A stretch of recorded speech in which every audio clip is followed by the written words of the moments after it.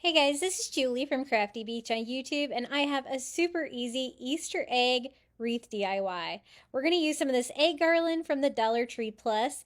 They cost $3, and there's plenty on here even to do a large wreath like this. So this is just a plain wreath form from the Dollar Tree. I just kind of found the weak point and kind of bent it. It breaks right open. And since these little foam eggs from the Dollar Tree are already on a garland, they already have holes drilled through them. I loved the colors on these. They're very coastal, the blues and the whites, and they have like a little bit of a like metallic gold distressing, which is super cute.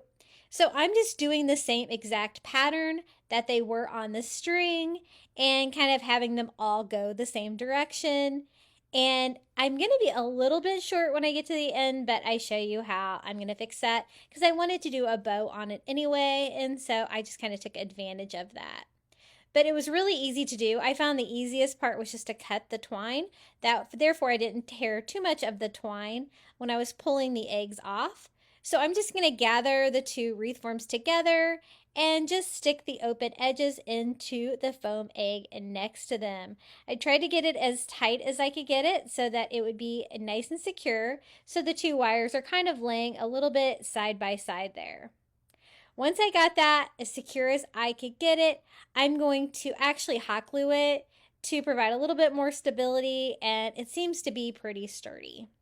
Now, I told you I wanted to do a bow, so I wanted to do something a little bit coastal. So I'm going to use some of the wired burlap ribbon from the Dollar Tree, and we're going to make a really easy bow. You don't have to twist this because it's the same on both sides. So I did a tail, 2 loops. I did 2 loops again, so that's a total of 4. And since it's a big wreath, let's go ahead and do 6 loops. And then I cut a second tail. I gather all that together in the middle and then just use a little Dollar Tree zip tie to cinch it all together. What you want to do is pull your tails down to the same side and fluff out the wire in your bow to make it big and fluffy. I went back and forth whether I should do it at the bottom or the top of the wreath. You could probably do it, whichever. I thought about using a sand dollar as well, but I found that it kind of smashed my bow down a little bit more than I wanted. I decided to do the bow at the top, so I'm going to go ahead and tie some twine into like just a simple loop there. And then I'm also going to zip tie the bow that we made to the wreath form as well. Right here at the top, I am going to cover like the zip tie that's visible there on the bow with something a little bit coastal, but let me go ahead and shape this up. I'm going to do a slight dovetail on the tails of it too, just to add a little bit of character. I thought a seashell would be nice since I'm going for the coastal Easter theme. So this is just a seashell actually from Dollar Tree as well, and I just hot glued it to the bow right there at the top.